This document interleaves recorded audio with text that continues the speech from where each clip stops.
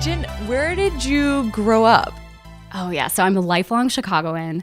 I love the city. Like, I feel like this city has so much vibrance. It has great culinary. It has great people. It has that Midwest hospitality. But I actually grew up outside of the city in the suburbs.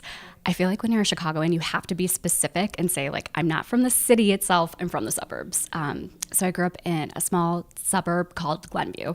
Glenview. Okay. So is Glenview big like Chicago, or is it very suburban? Very suburban. Yeah, it's in the North Shore side of the city, so it's close to the lake, and it's just smaller. It's quaint. It's very charming. So you have like access to the city, but you get to live in a house with a nice sized closet. Exactly, which was key to me growing up even. So now I miss my big closet, my small condo closet, but that's okay. Well, so what did your parents do in the city? Yeah, so both of my parents were in education. My mom was a preschool teacher, and my dad was a principal of schools when I was growing up, which was, very sweet. Was he the principal at your school? Oh gosh, thank goodness no. I feel like I was worried about going to the principal's office, period. But if my dad was the principal, I think I would be even more nervous. And then he grew to be the superintendent of a school district, and education just like runs in my blood from my family. So did you ever think that was going to be your path?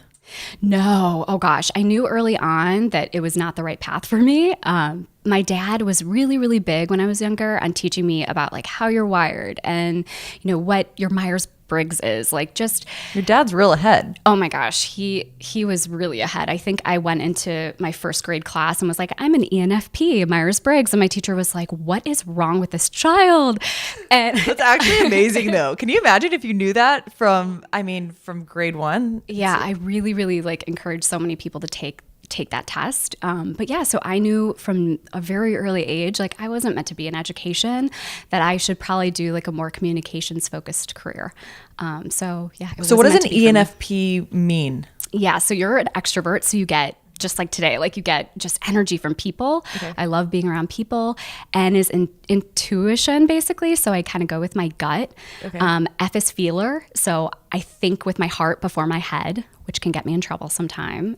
And I'm a P, which is basically I like to explore all options before making a decision, which is horrible for dinner. A menu, I just sit there forever trying to figure out what to eat. Well, what do ENFPs do if they don't do education? Oh gosh, it really varies, but you really are designed to work with people. You need to be in a team.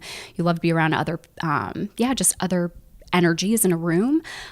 You can't be in a cubicle all alone. Okay, so it sounds like your parents really poured into you despite having, busy careers of their own with other people's children. Were you an only child? Were you a first child?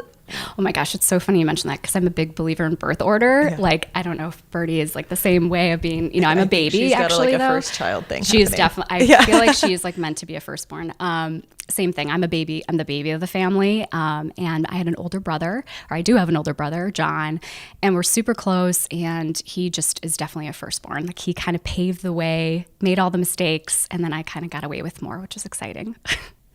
So something I've heard you talk about before, just as a professional, is EQ versus IQ. Mm. And where did you learn about that, or how have you seen that coming into play lately? I mean, emotional intelligence? Yeah. Yeah. I just think, especially in public relations, the career that I chose full time, being able to read a room and really just, survey your who you're around is so critical to making thoughtful decisions, and it's just really been a good guiding force for me. I like having a gut. I like having that discernment, and really, really trusting my heart on people and decisions first.